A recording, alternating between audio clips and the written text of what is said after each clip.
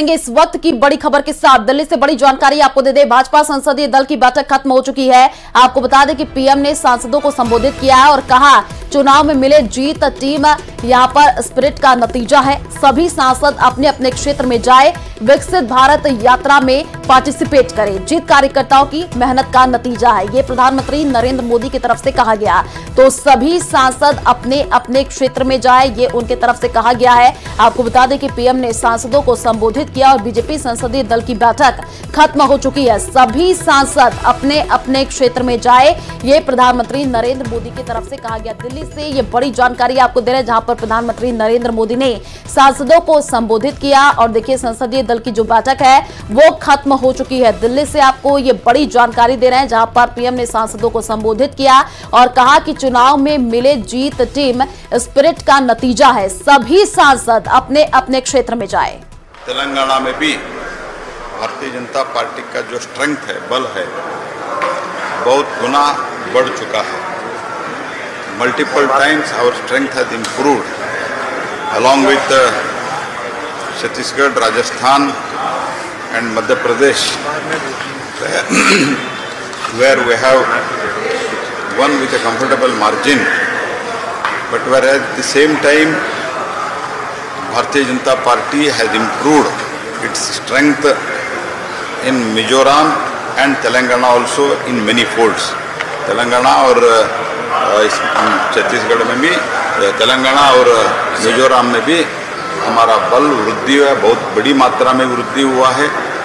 और 3 राज्यों में हमने सरकार हमारे लोगों ने चुन चुका है और सरकार बनाया जा रहा है। और एक इंटरेस्टिंग आंकड़ा माननीय प्रधानमंत्री जी हम सबके सामने आज रखा है, वो है इस देश में 40 बार कांग्रेस पार्टी को जब वो सरकार में रहते हुए चुनाव फेस करना पड़ा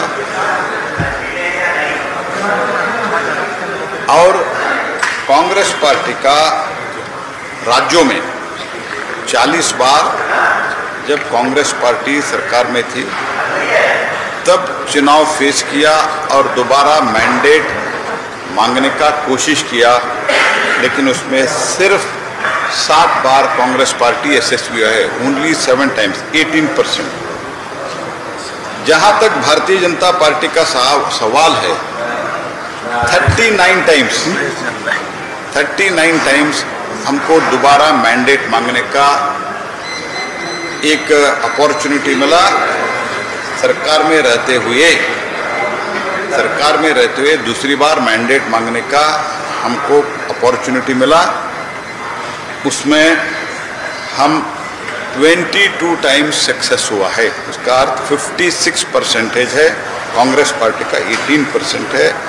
रीजनल पार्टी का उनको 36 बार सरकार में रहते हुए मैंडेट फिर से मांगने का अपॉर्चुनिटी मिला, उसमें 18 बार ही उनका एसएस मिला है, सक्सेस मिला है, वो है 50%।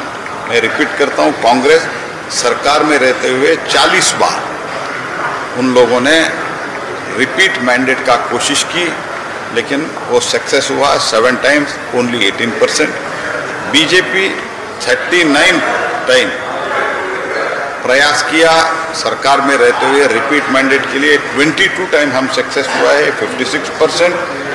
रीजनल पार्टीज 36 बार उनको एक अपॉर्चुनिटी मिला कि फिर से मैंडेट मांगने का, वो 18 बार सक्सेस हुआ है, वो 50% है। ये पूरा स्वतंत्र भारत से जब से राज्यों में 50%। ये प्रधानमंत्री बहुत ही इंटरेस्टिंग आंकड़ा हमारे सामने रखा है। बीजेपी एडमिनिस्ट्रेशन चलाने के लिए, जनता के हित के लिए बीजेपी सरकार का सबसे पसंदी पार्टी है, भारत के सबसे पसंद पार्टी ऐसे माना जाता है। ये आंकड़े प्रूव होता है। और 3rd टाइम कांग्रेस को 14 बार सक्सेस मिला है। 3rd टाइम के लिए भारतीय जनता पार्टी को 59% हमको 17 बार मौका मिला थर्ड टाइम मैंडेट मांगने के लिए, हमने 10 बार सक्सेस हुआ है, दैट इज 59%। कांग्रेस पार्टी को 14%, रीजनल पार्टी को 15 बार ऐसे मौका मिला था तीसरे बार मैंडेट कर मांगने के लिए सरकार में रहते हुए, उनको 9 बार रिपीट हुआ, तो वो भी बहुत कम परसेंटेज है। तो इसलिए ओवरऑल भारतीय जनता पार्टी का पॉलिटिकल डायरेक्शन शुरुआत से ही बहुत बढ़िया है और शुरुआत से ही लोग भारतीय जनता पार्टी का पसंद किया है, भारतीय जनता पार्टी के ऊपर विश्वास जताया है। और इस जीत का भी माननीय प्रधानमंत्री जी सारे कार्यकर्ताओं को उन्होंने उसका श्रेय का जो योगदान है उसमें कार्यकर्ता को ही मैं इसका श्रेय देता हूं, ऐसे माननीय प्रधानमंत्री जी ने कहा। उसके साथ ही साथ जो शुरुआत से भारतीय जनसंघ से आज तक जो भी त्याग बलिदान पार्टी के लिए दिया है वो स्वर्ग में बैठ के हमको आशीर्वाद दे रहा है ये जीत के लिए, वो भी कारण बहुत बड़ा महत्व कारण है, ये माननीय प्रधानमंत्री जी ने कहा है। और ये सब हमको एक बहुत बड़ा प्रेरणा देने का बात है।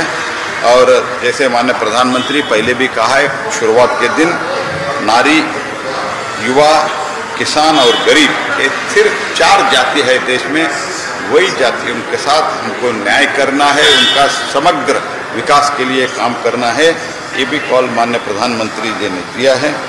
विकसित भारत संकल्प यात्रा में सबको भाग लेने के लिए, सैचुरेशन जाने के लिए माननीय प्रधानमंत्री जी ने कॉल किया है। और बाकी बहुत चीज़ कहा है, जब भी मौका मिलेगा फिर से आपसे हम लोग बात करेंगे। Thank you. रीजनल पार्टीज का जो बोला कि तीसरी बार जो जीते 36 में से 28 नहीं जी, तो उसमें 14% उनका सक्सेस मिला, 14% कांग्रेस पार्टी को, रीजनल पार्टी को 15 आउट ऑफ 9। तो जीत कार्यकर्ताओं की मेहनत, ये प्रधानमंत्री नरेंद्र मोदी की तरफ से कहा गया। सभी सांसद अपने अपने क्षेत्र में जाए और जीत कार्यकर्ताओं की मेहनत का नतीजा है। तो दिल्ली से बड़ी जानकारी आपको दे दें, सुखदेव मर्डर केस में बड़ा एक्शन। आपको बता दें कि रोहित गोदारा गैंग के 36 बदमाश गिरफ्तार। आपको बता दें कि सुखदेव मर्डर में रोहित गोदारा के गुर्गे पर शक और वीरेंद्र चारण पर हत्या में शामिल होने का शक। तो देखिए, सुखदेव मर्डर की एनआईए जांच की सिफारिश की गई है और आपको बता दें कि सुखदेव मर्डर केस की एनआईए जांच कर सकती है। इस वक्त की ये बड़ी जानकारी आपको दे रहे हैं। तो देखिए, बड़ा एक्शन देखने को मिला है। सुखदेव मर्डर केस की एनआईए जांच कर सकती है। इस वक्त की ये बड़ी जानकारी, वीरेंद्र चारण पर हत्या में शामिल होने का शक है। तो दिल्ली से इस वक्त की बड़ी जानकारी आपको दे रहे हैं, रोहित गोदारा गैंग के 36 बदमाश गिरफ्तार हुए हैं। इस वक्त की ये बड़ी जानकारी, सुखदेव मर्डर में रोहित गोदारा के गुर्गे पर शक है और देखिए अब यहां पर एक्शन देखने को मिल रहा है। तो तेलंगाना में रेवंत रेड्डी की अगुवाई में कांग्रेस की सरकार बनने जा रही है। रेवंत रेड्डी गुरुवार को हैदराबाद के एलबी स्टेडियम में दोपहर 1:04 पर मुख्यमंत्री पद की शपथ लेंगे। तेलंगाना राज्य गठन के बाद कांग्रेस पहली बार सत्ता में आई है, जिसके चलते शपथ ग्रहण समारोह में शामिल होने के लिए सोनिया गांधी तेलंगाना के लिए रवाना हो चुकी है। समारोह में राहुल गांधी और प्रियंका गांधी सहित मल्लिकार्जुन खड़गे तक शिरकत कर सकते हैं। इसके अलावा कार्यक्रम में करीब 1 लाख लोगों के शामिल होने की उम्मीद है। भव्य शपथ ग्रहण करके कांग्रेस दक्षिण की सियासत में अपना सियासी माहौल बनाए रखने की स्ट्रैटेजी पर चल रही है।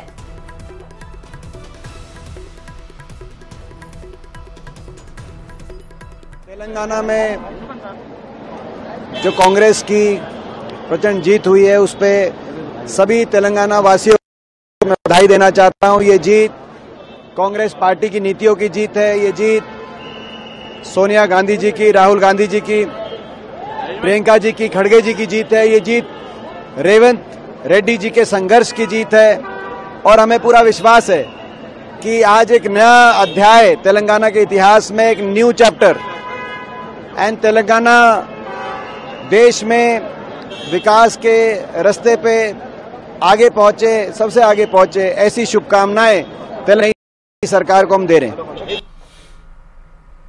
तो संसद का शीतकालीन सत्र की कार्यवाही शुरू हो चुकी है। आपको सीधे लाइव तस्वीर दिखाते हैं। विश्वास दिलाना चाहता हूं कि आजमगढ़ आपकी चिंता नहीं आजमगढ़, श्रावस्ती और आसपास के एयरपोर्ट्स की अभी वर्तमान में लाइसेंस रही है। आप बिल्कुल चिंता मत करें, हम आपको आश्वस्त करवाते हैं। उड़ान योजना के आधार पर हमने एक लाइसेंसिंग प्रक्रिया समाप्त होने के बाद उसकी शुरुआत भी की जाएगी। श्री ईटी मोहम्मद बशीर जी,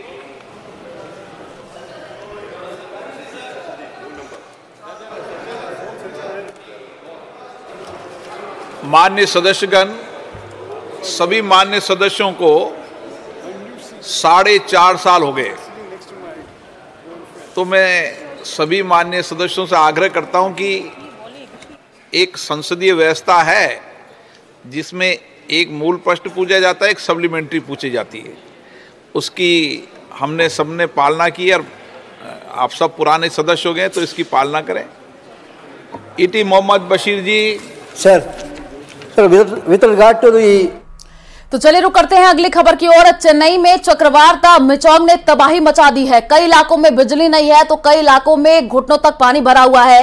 प्रशासन ने 372 राहत केंद्र बनाए हैं जिनमें करीब 41,400 लोग रह रहे हैं। वहीं इस तूफान में 6 लोगों की मौत की भी खबर सामने आई है। आपको बता दें कि सीएम एमके स्टालिन ने हालात से निपटने के लिए केंद्र सरकार से 5,060 करोड़ रुपए की बाढ़ राहत राशि जारी करने की मांग की है। सबसे बुरा हाल आपको बता दें कि राजधानी चेन्नई का है, जहां एयरपोर्ट, सबवे से लेकर लोगों के घरों में बारिश का पानी भर गया है। मिचोंग के तबाही के 2 दिन बीत जाने के बाद भी यहां के लोगों को भारी दिक्कतों का सामना करना पड़ रहा है। वहीं रक्षा मंत्री राजनाथ सिंह बाढ़ के हालातों का जायजा लेने के लिए चेन्नई रवाना हुए हैं।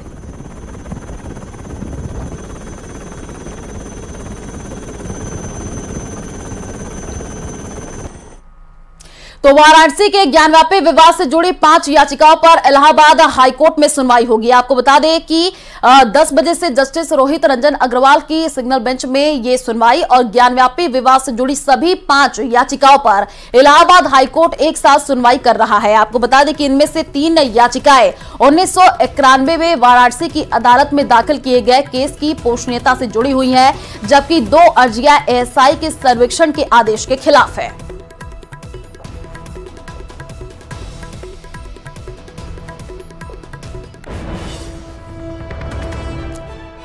तो ज्ञानव्यापी विवाद को लेकर के सुनवाई, ये बड़ी जानकारी आपको दे रहा है इलाहाबाद हाईकोर्ट में ये सुनवाई और 5 याचिकाओं पर सुनवाई होगी।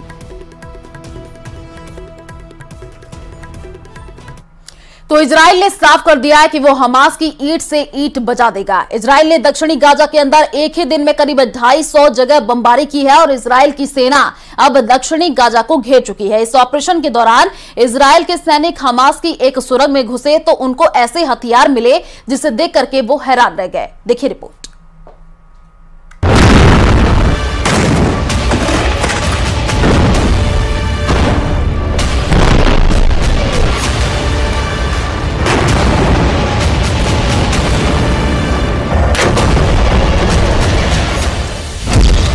गाजा का आखिरी सर्वनाश शुरू।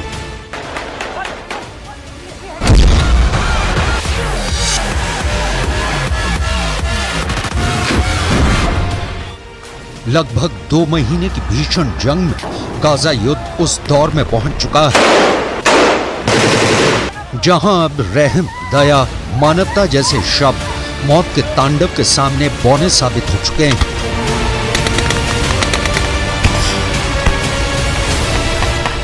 हमास इजरायली सेना और सरकार की तरफ से बिल्कुल साफ हो चुका है कि अब गाजा में वही हुकूमत करेगा जो जिंदा बचेगा। इसका मतलब ये हुआ कि इस वक्त गाजा में ऐसा युद्ध हो रहा है जहां या तो इजरायली सैनिक पूरी तरह से मारे जाएंगे या फिर हमास का नामो निशान हमेशा के लिए मिट जाएगा।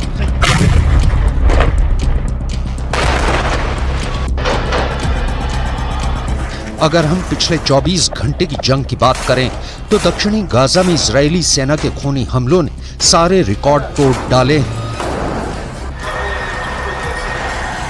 खबर तो यहां तक आ रही है कि इजराइल की वायुसेना ने 250 से ज्यादा हमले दक्षिणी गाजा में किए हैं, जिसमें 450 से ज्यादा लोग मारे जा चुके हैं।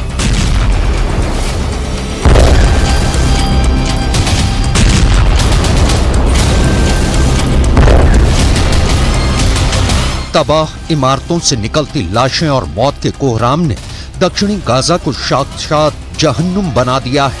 हम आपको बताने जा रहे हैं कि दक्षिणी गाजा में इजरायली सेना आम फिलिस्तीनियों की जान की परवाह किए बिना क्यों हमास और उसके कमांडरों को घनी आबादी में चुन चुन कर मारने पर उतारू है।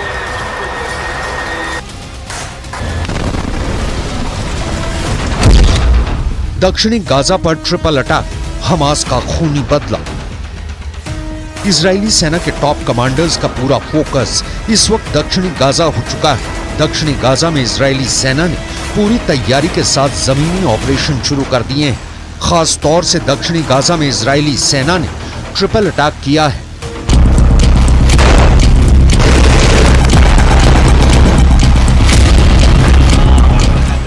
इजरायली सेना के दक्षिणी कमान के कमांडर जनरल यारोन फिंकलमैन ने दावे के साथ कहा है कि दक्षिणी गाजा में जमीनी अभियान की शुरुआत के बाद से यह अब तक का सबसे तीव्र हमला है।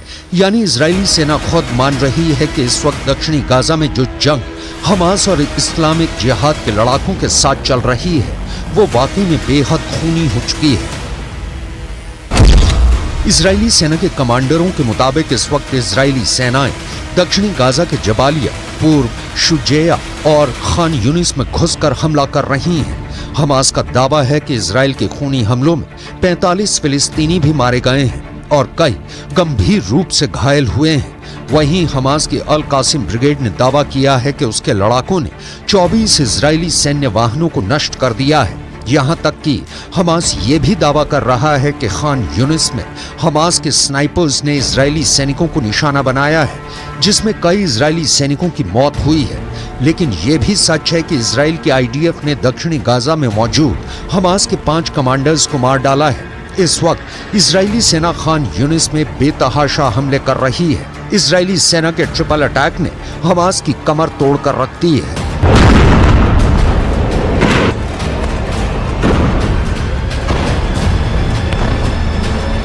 בחלוף 60 ימים מפרוץ הלחימה, כוחותינו מחתרים את מרחב ח'אן יונס בדרום הרצועה. אנחנו ממשיכים במקביל להעמיק את ההישג גם בצפון הרצועה. इधर इजरायली पीएम बेन्यामिन नेतन्याहू ने टेल अवीव में एक बड़ी मीटिंग की है, जिसमें रक्षा मंत्री योव गैलेंट और बेनी गेंट्स शामिल हुए हैं। नेतन्याहू ने इस मीटिंग के दौरान फिर दोहराया है कि हम हर हाल में हमास का पूरी तरह से सफाया जरूर करेंगे और इस आदेश के बाद से ही उत्तरी गाजा से लेकर दक्षिणी गाजा तक इजरायली हमलों में बेहद तेजी देखी गई है।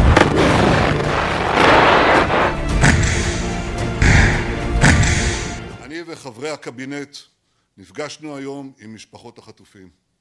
אלה שכבר הצלחנו להשיב הביתה ואלה שאנחנו עושים הכל כדי להשיבם. שמעתי סיפורים קורעי לב. שמעתי על הצמאון, על הרעב, על התעללות נפשית ופיזית, על הילדים הקטנים שעדיין לוחשים מפחד, על החשיכה הגדולה שבה נמצאים יקיריהם. 20,000 फिलिस्तीनी मरे, हमास का बड़ा दावा। इधर हमास ने दावा किया है कि लगभग 2 महीने की जंग में 20,000 से ज्यादा फिलिस्तीनी मारे जा चुके हैं, जबकि उत्तरी गाजा की 80% आबादी हमलों से डर कर भाग गई है। दक्षिणी गाजा में अब हालात ये हो गए हैं कि अगर मौत से बचने के लिए फिलिस्तीनी दूसरे इलाकों में भागते हैं तो इजरायली सेना उन पर हमला कर रही है। खबर के मुताबिक इस वक्त हमास के कमांडर और लड़ाकों को छिपकर भागने की हर कोशिश को इजरायली सेना नाकाम करने में जुटी है, फिर चाहे मासूम फिलिस्तीनी मारे जाएं या फिर महिलाएं या बच्चे।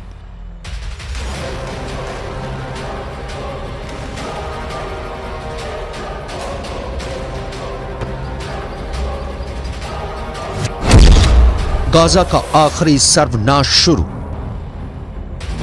कुछ सैटेलाइट तस्वीरों से यह भी पता चला है कि दक्षिणी गाजा के खान यूनिस शहर के केंद्र से 6 किलोमीटर दूर उत्तर में लगभग 150 इजरायली टैंक, बख्तरबंद सैनिक और लड़ाकू वाहन पहुंच चुके हैं। यहां पर जबरदस्त बमबारी इजरायली सेना कर रही है। दक्षिणी गाजा के जबालिया, पूर्व शुजैया और खान यूनिस पर जमीन और आकाश दोनों तरफ से भीषण हमले हो रहे हैं। खान यूनिस के दीर अल बल्लाह में स्थित शुहादा अल अक्सा के प्रमुख इयाद अल जबरी ने दावा किया है कि इजरायली सेना ने घरों पर हमले किए, जिसमें करीब 45 फिलिस्तीनियों की मौत हुई है और कई घायल हुए हैं। अब तक गाजा जंग में 7,112 बच्चे और 4,885 महिलाओं की मौत हुई है, जबकि इजरायली हमलों में अब तक कुल 16,248 लोग मारे जा चुके हैं और हजारों लोग लापता हैं।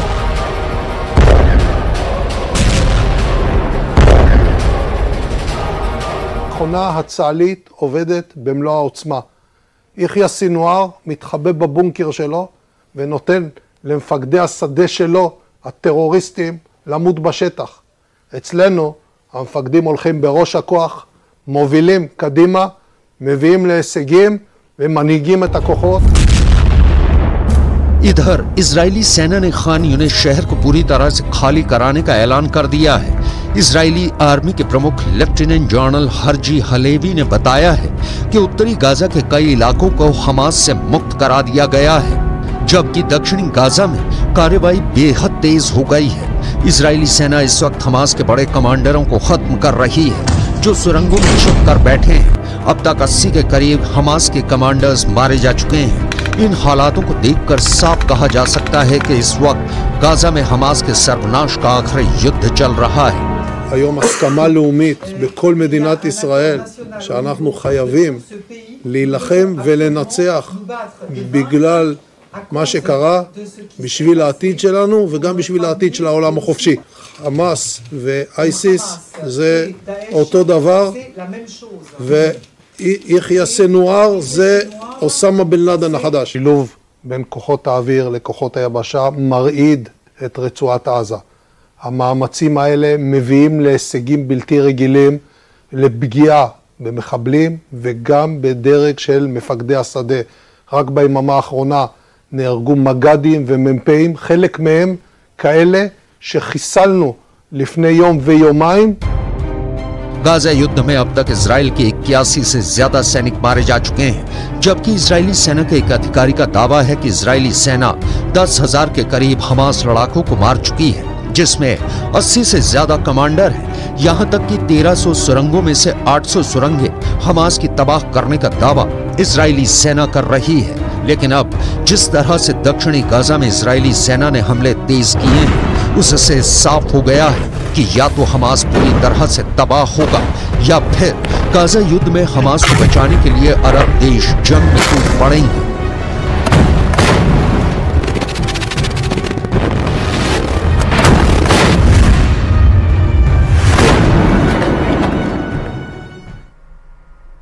तो अजमेर से बड़ी जानकारी आपको दे दे, 2 लोगों ने सुसाइड किया है। आपको बता दें कि ककलाना गांव में युवक ने फांसी लगाई है। घरेलू झगड़े के बाद पत्नी पिहर गई थी और अवसाद में आकर पति ने घर में फांसी लगाई है। भुजोल गांव में रहने वाले बुजुर्ग ने फांसी लगाई है और लंबे समय से बुजुर्ग बीमार चल रहा था। आपको बता दें कि दोनों मामलों में अब कार्रवाई में पुलिस जुटी हुई है। इस वक्त की ये बड़ी जानकारी आपको दे रहे हैं, जहां पर देखिए 2 लोगों ने सुसाइड किया है और अजमेर से ये बड़ी जानकारी, लंबे समय से बुजुर्ग बीमार चल रहा था और दोनों मामलों में अब देखिए पुलिस कार्रवाई में जुटी हुई है। तो अजमेर से ये बड़ी जानकारी, जहां पर ककलाना गांव में युवक ने फांसी लगाई है। घरेलू झगड़े के बाद देखिए पत्नी पिहर गई थी और अवसाद में आकर के पति ने घर में फांसी लगाई है। ये बड़ी जानकारी आपको अजमेर से दे रहे हैं। भुडोल गांव में रहने वाले बुजुर्ग ने फांसी लगाई है और देखिए अब पुलिस इस पूरे मामले की जांच पड़ताल में जुट चुकी है। ज्यादा जानकारी के लिए संवाददाता अशोक सिंह भाटी हमारे साथ फोन लाइन पर जुड़ चुके हैं। अशोक, 2 लोगों ने सुसाइड किया है, क्या कुछ ये पूरा मामला रहा, विस्तार से बताइए। जी बिल्कुल, नसीराबाद के रहने वाले शकील ने फांसी लगाई है। उसके साथ ही अजमेर के गिगल थाना क्षेत्र स्थित बुडोल में रहने वाले हरीशचंद्र ने फांसी लगाई है। हरीशचंद्र जो है लंबे समय से बीमार चल रहे थे और करीब उनकी उम्र 75 से 78 वर्ष बताई जा रही है और बीमारी के चलते उन्होंने तंग आकर जो है फांसी का फंदा लगाकर आत्महत्या कर ली। वहीं नसीराबाद की बात करें तो वहां शकील ने फांसी लगाई है। ये बताया जा रहा है कि काफी समय से घरेलू विवाद चल रहा था इनके और घरेलू विवाद के कारण लंबे समय से पत्नी जो है बार बार अपनी पियर जा रही थी और इसी के कारण वह काफी परेशान था और इसी के कारण तंग होकर उसने फांसी का फंदा लगा लिया है। दोनों ही मामलों में जो है पुलिस पोस्टमार्टम करवा रही है और पोस्टमार्टम के बाद इस दोनों मामलों की जो जांच है वो की जानी है। तो फिलहाल जो है पुलिस दोनों मामलों में अग्रिम अनुसंधान में जुटी है। जी ठीक है अशोक, आप नजर बना करके रखिए। फिलहाल शुक्रिया तमाम जानकारी साझा करने के लिए।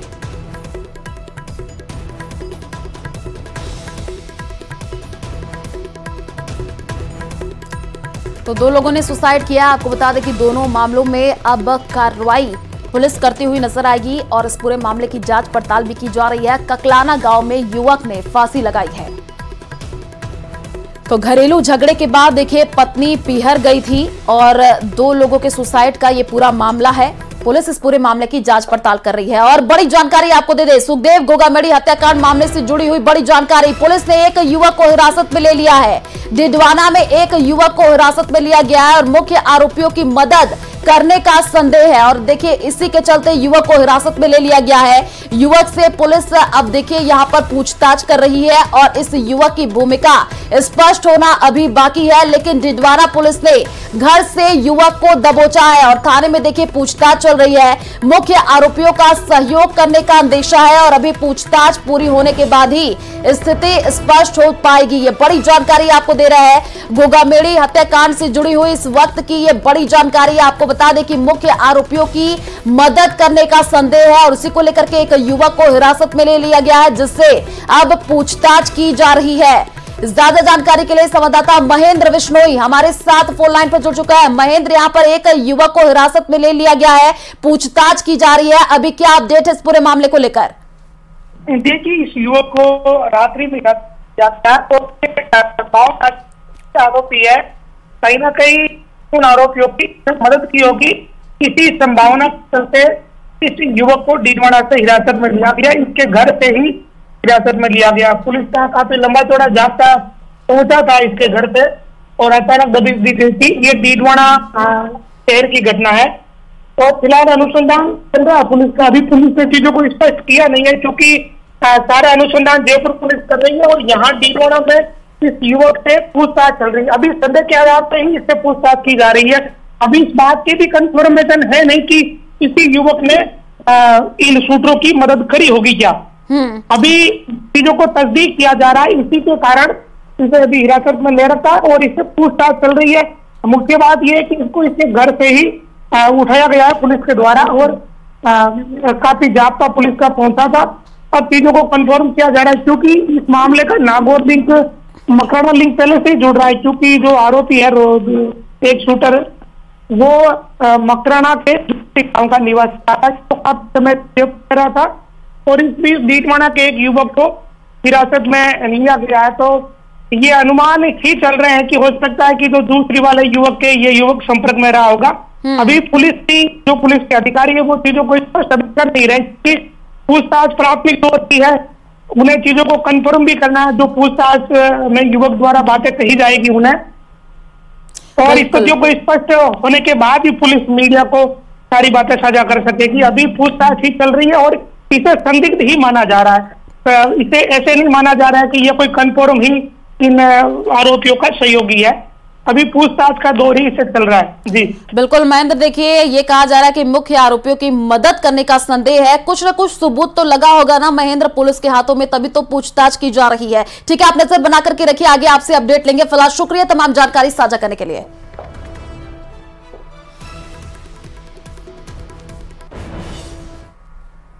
तो चलिए यार एक छोटे से ब्रेक के लिए जल्द लौटेंगे।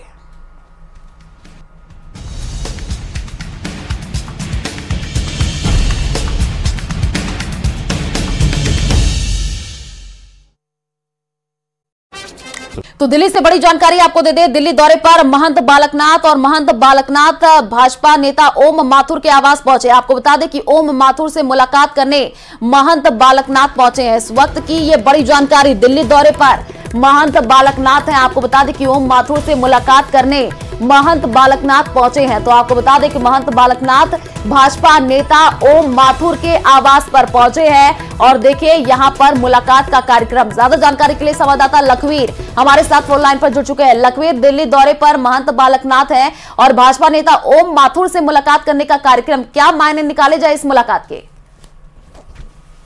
जी बिल्कुल, भारतीय जनता पार्टी के वरिष्ठ नेता ओम प्रकाश माथुर का दिल्ली आवास इस वक्त काफी चर्चाओं में है, क्योंकि राजस्थान भारतीय जनता पार्टी के नेताओं की भागदौड़ उनके आवास पर हो रही है। कल भी हमने देखा कि कुछ बागी विधायकों ने उनसे मुलाकात की थी, जो कि बीजेपी से बागी होकर निर्दलीय चुनाव जीतकर आए हैं। तो वहीं महंत बालकनाथ योगी अभी उनसे मुलाकात करने पहुंचे। हालांकि इन दोनों नेताओं का नाम ही बीजेपी के अगले मुख्यमंत्री पद की दौड़ में बताया जा रहा है, जिसमें महंत बालकनाथ योगी और खुद ओम प्रकाश माथुर मुख्यमंत्री की दौड़ में सबसे आगे अभी बताए जा रहे हैं। ऐसे में इन दोनों नेताओं की मुलाकात को काफी गंभीरता से लिया जा रहा है, क्योंकि ओम प्रकाश माथुर प्रधानमंत्री नरेंद्र मोदी के काफी विश्वस्त नेता माने जाते हैं। उनसे उनके संबंध काफी, ऐसे में हो सकता है कि किसी मॉडरेशन के लिए इन दोनों नेताओं की मुलाकात हो रही हो, आलाकमान का कोई संदेश पास करने के लिए कोई मुलाकात हो रही हो, या फिर ओम प्रकाश माथुर काफी वरिष्ठ नेता है, राजस्थान की बीजेपी के चीफ रहे हैं, संगठन महामंत्री रहे हैं। ऐसे में महंत बालकनाथ योगी अपनी तरफ से उनको कुछ बात कहने गए हों, अपनी तरफ से लॉबिंग कर रहे हों, ये भी हो सकता है। लेकिन मुलाकात काफी महत्वपूर्ण है, क्योंकि आज पर्यवेक्षक तय होने की सूचना है कि आज पर्यवेक्षकों का ऐलान हो जाएगा और उसके बाद विधायक दल की बैठक होगी। क्योंकि अब ज्यादा समय बचा नहीं है, इसलिए कल देर रात पूर्व मुख्यमंत्री वसुंधरा राजे भी दिल्ली आई हैं और आज केंद्रीय नेताओं से उनकी मुलाकात हो सकती है। हालांकि उन्होंने इस दौरे को निजी दौरा बताया है, लेकिन जयपुर से लेकर दिल्ली तक हलचल तेज है और अब ज्यादा इंतजार बचा नहीं है, क्योंकि विधायक बैठक का समय भी सामने आने वाला है और पर्यवेक्षकों का नाम भी आने वाला है। और विधायक दल की बैठक जब हो जाएगी जयपुर में, उसके बाद यह भी स्पष्ट हो जाएगा कि राजस्थान में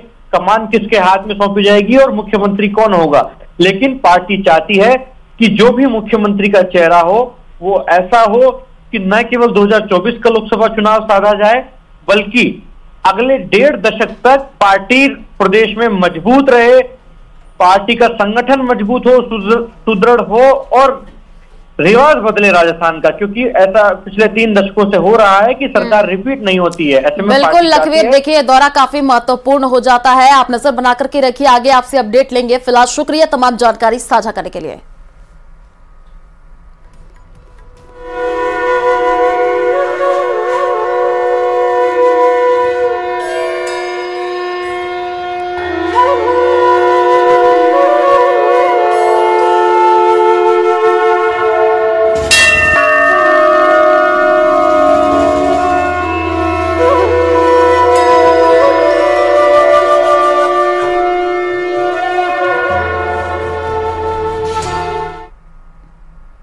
तो राम मंदिर के निर्माण में हर कोई भागीदारी निभाना चाहता है, लेकिन भव्य और दिव्य राम मंदिर में राजस्थान का योगदान सबसे अहम है। देखिए हमारी एक खास रिपोर्ट। शौर्य के साथ साथ रामकाज से भी जुड़ा राजस्थान भव्य राम मंदिर में दिया अहम योगदान, देश भर में दिया सबसे ज्यादा दान। मकराना में साकार हुआ श्री राम का आसन, बंशी पहाड़पुर का पत्थर बन चुका है राम मंदिर की शान।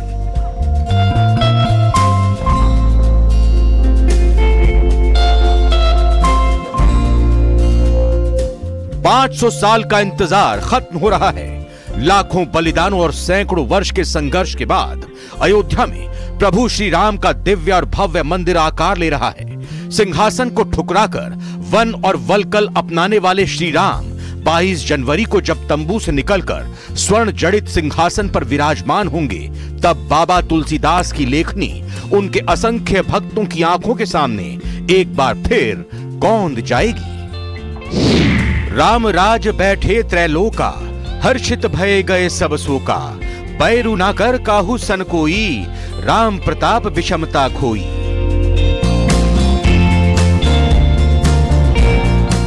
अपार हर्ष और गर्व की बात है कि राम मंदिर के निर्माण में राजस्थानियों ने भी श्रद्धा और भक्ति पूर्वक अपने हिस्से की आहुति डाली है। श्री राम जन्मभूमि तीर्थ क्षेत्र न्यास के मुताबिक देश भर में सबसे ज्यादा चंदा राजस्थान से इकट्ठा किया गया है। राजस्थान के लोगों ने 515 करोड़ रुपए का योगदान दिया है।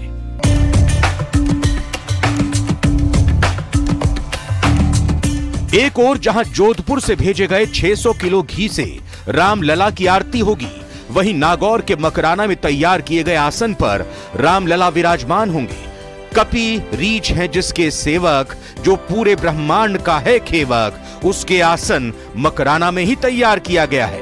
दरअसल 22 जनवरी को रामलला की प्रतिमा गर्भगृह में विराजमान होगी। भगवान की ये प्रतिमा जिस चबूतरे यानी आसन पर प्रतिष्ठापित की जाएगी, उस पर लगने वाली शिलाएं नागौर के मकराना में तैयार की गई हैं। बुधवार को श्री राम के जयकारे के साथ अष्टकोणीय शिलाएं अयोध्या के लिए रवाना कर दी जाएंगी। इससे पूर्व इन शिलाओं को शहर में आमजन के दर्शन के लिए रखा गया है। इसकी एक झलक, इसके एक स्पर्श के लिए श्रद्धालुओं में खासी होड़ देखी गई। एक बार गर्भगृह में लगने के बाद इस शिला तक किसी का पहुंचना असंभव हो जाएगा। मकराना में स्थित राणा मार्बल के निदेशक धर्माराम चौधरी ने बताया कि सफेद संगमरमर से निर्मित आसन पर ही श्री राम के खड़े स्वरूप में प्रतिमा प्रतिस्थापित की जाएगी। वहीं इस आसन के नीचे करीब 4 फीट ऊंचा स्वर्ण जड़ित सिंहासन होगा। श्री राम मंदिर अयोध्या ट्रस्ट से मेरे पास में कुछ टाइम पहले फोन आया था और ड्राइंग आई थी श्री राम लला जहां विराजेंगे उसके पेडिस्टल के लिए। जो पेडिस्टल बनेगा उसकी ड्राइंग आई थी और उस ड्राइंग के अनुसार हमने वो पेडिस्टल तैयार किया और जो ड्राइंग का सबसे ऊपर का हिस्सा है, जो टॉप है, उसको हमने कल यहाँ पे हमारे प्रतिष्ठान राणा मार्बल में रखवाया ताकि सभी आम लोग उसके दर्शन कर सकें, दर्शन लाभ ले सकें और सभी को उसका दर्शन का सौभाग्य प्राप्त हो सके। राम मंदिर का गर्भगृह पूरी तरह से बनकर तैयार है। 6 विशेष स्तंभों वाले गर्भगृह को भी अलग अलग शिल्पकारों ने अपने हुनर से सजाया है। ग्राउंड फ्लोर के अन्य हिस्सों में बंशी पहाड़पुर के लाल पत्थरों का इस्तेमाल किया गया है, जबकि इससे अलग गर्भगृह पूरी तरह से मकराना मार्बल से तैयार किया गया है। बारीक नक्काशी से युक्त गर्भगृह अष्टकोणीय है। गर्भगृह का आकार पत्थर और रोशनी को तय करने से पहले भी विशेषज्ञों की सलाह को आधार बनाया गया ताकि रामलला के दर्शन के लिए पहुंचने वाले भक्तों को दिव्य अनुभूति हो सके। राम मंदिर के निर्माण से सदियों से पहले श्री राम के अनन्य भक्त तुलसीदास और उनकी कालजयी रचना रामचरितमानस का भी राजस्थान से बेहद गहरा संबंध है, जिसके बारे में तो चलिए रुक करते अगली खबर की ओर। उत्तर प्रदेश में केंद्र सरकार की योजनाओं की जानकारी और उसका फायदा घर घर तक पहुंचाने के लिए विकसित भारत संकल्प यात्रा जारी है। आपको बता दें कि ये यात्रा यूपी के कई जिलों में पहुंची। आगरा, झांसी, श्रावस्ती और अमरोहा में बाकायदा मेले का आयोजन कर यहां लोगों को केंद्र सरकार की योजनाओं की जानकारी दी गई और आम जनता तक योजनाओं का फायदा पहुंचाया गया। कई जगहों पर जनप्रतिनिधि खुद इस कार्यक्रम में शामिल हुए और लोगों को बताया कि वो किस तरीके से सरकारी योजनाओं का लाभ उठा सकते हैं। जनता के लिए अलग अलग जगहों पर कार्यक्रमों में विभिन्न सरकारी विभागों के स्टॉल लगाए गए थे, जिनके जरिए लोगों को सरकार की योजनाओं की जानकारी दी गई। लोगों ने यहां विकसित भारत की शपथ ली, तो वहीं जिन लोगों को केंद्र की योजनाओं से फायदा मिला, उन्होंने अपने अनुभव साझा किए। स्वनिधि योजना, आयुष्मान योजना, स्वयं सहायता समूह, उज्ज्वला योजना जैसी तमाम योजनाओं से लाभ उठा चुके लोगों ने बताया कि उन्हें किस तरीके से केंद्र की योजनाओं का फायदा मिला।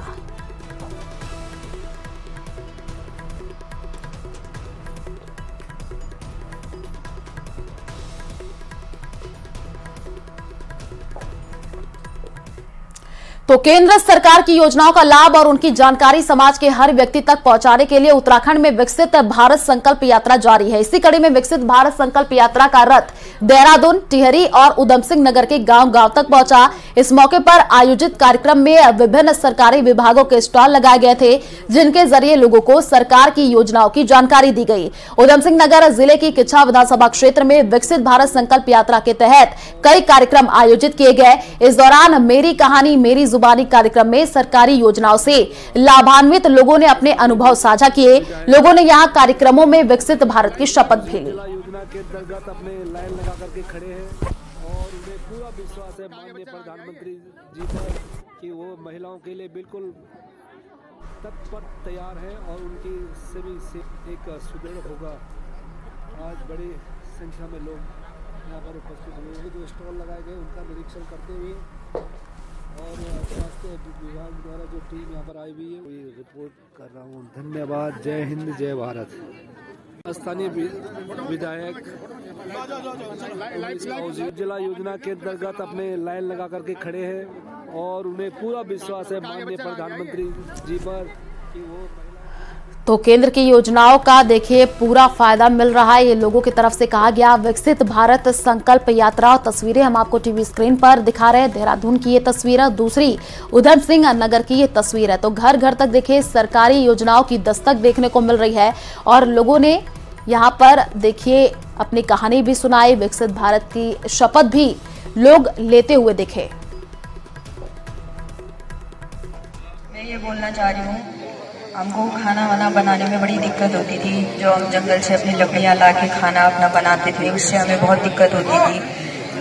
तबीयत खराब अलग से, धुआं, उससे बहुत मेरी माता बहनों को बड़ी परेशानी होती थी। तो प्रधानमंत्री मोदी जी का बहुत बहुत धन्यवाद, जो हमारे लिए उज्जवल योजना के तहत हमको गैस दिलवाया, जिससे हमें अभी बहुत आराम मिल रहा है। हम टाइम बे टाइम किसी समय भी फटक से अपना खाना पीना बना सकते हैं, जिससे हमें बहुत अच्छा हुआ। सभी लोगों के लिए वो धन्यवाद।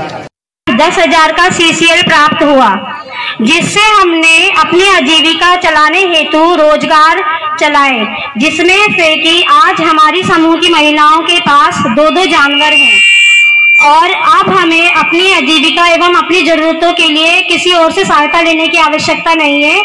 हमारा समूह ही हमारी महिलाओं की सहायता करता है और जिसके लिए मैं माननीय प्रधानमंत्री मोदी जी एवं मुख्यमंत्री जी का दिल से धन्यवाद करती हूँ और समूह की सभी महिलाओं की तरफ से भी मैं धन्यवाद करती हूँ। तो उदयपुर से बड़ी जानकारी आपको दे दे, पेट्रोल पंप पर तोड़फोड़ की गई है। आपको बता दें कि असामाजिक लोगों ने पेट्रोल पंप पर तोड़फोड़ की है। सीसीटीवी में पूरी घटना कैद हुई है। आपको बता दें कि अंबा माता थाने में मामला भी दर्ज हुआ है और बोतल में पेट्रोल नहीं देने से आक्रोश था। पेट्रोल पंप कर्मी के साथ भी मारपीट की गई है। मारपीट करने पहुंचे थे करीब 6 युवक और 1 महिला। तो इस वक्त की ये बड़ी जानकारी आपको दे रहे हैं। देखिए पेट्रोल पंप पर तोड़फोड़ की गई है और यहाँ पर पेट्रोल पंप कर्मी के साथ मारपीट भी हुई है। उदयपुर से ये बड़ी जानकारी। असामाजिक लोगों ने पेट्रोल पंप पर तोड़फोड़ की है। तस्वीरें भी देखिए टीवी स्क्रीन पर है और सीसीटीवी कैमरे में ये पूरी घटना कैद हुई है। असामाजिक लोगों ने देखिए यहाँ पर पेट्रोल पंप पर तोड़फोड़ की है और सीसीटीवी में ये पूरी घटना कैद हो चुकी है। बारिश के बाद श्रीगंगानगर में ठंड बढ़ गई है। वहीं ग्रामीण क्षेत्रों में हल्का कोहरा छा रहा है। कम तापमान और कोहरा रबी की फसल के लिए फायदेमंद है। वहीं कोहरा किन्नू और गाजर की मिठास बढ़ाने में भी फायदेमंद है। इसके अलावा ठंड बढ़ने के साथ ही लोगों की दिनचर्या और खान पान बदलने लगा है। वहीं लोग अलाव का सहारा लेते हुए अब दिखाई दे रहे हैं। श्रीगंगानगर जिला मुख्यालय पर बदले हुए मौसम का जायजा लिया हमारे संवाददाता अशोक कुमार शर्मा ने। आप भी देखिए रिपोर्ट। राजस्थान के सरहदी जिले श्री गंगानगर में इन दिनों तेज ठंड की वजह से लोगों की दिनचर्या पूरी तरह से बदलने लगी है।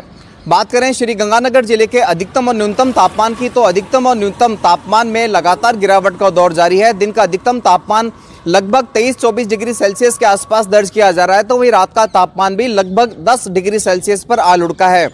श्री गंगानगर जिला मुख्यालय पर तो घना कोहरा नहीं, लेकिन ग्रामीण क्षेत्रों में काफ़ी घना कोहरा देखा जाता है। मैं आपको यहाँ की तस्वीरें दिखाऊं तो आप ये देखिए, श्री गंगानगर जिला मुख्यालय से गोदारा कॉलेज से भगत सिंह चौक की तरफ जाने वाले मार्ग पर हल्का कोहरा जरूर दिखाई दे रहा है, लेकिन जैसे जैसे हम शहर से बाहर की तरफ निकलेंगे वैसे वैसे ये कोहरा काफ़ी घना हो जाता है।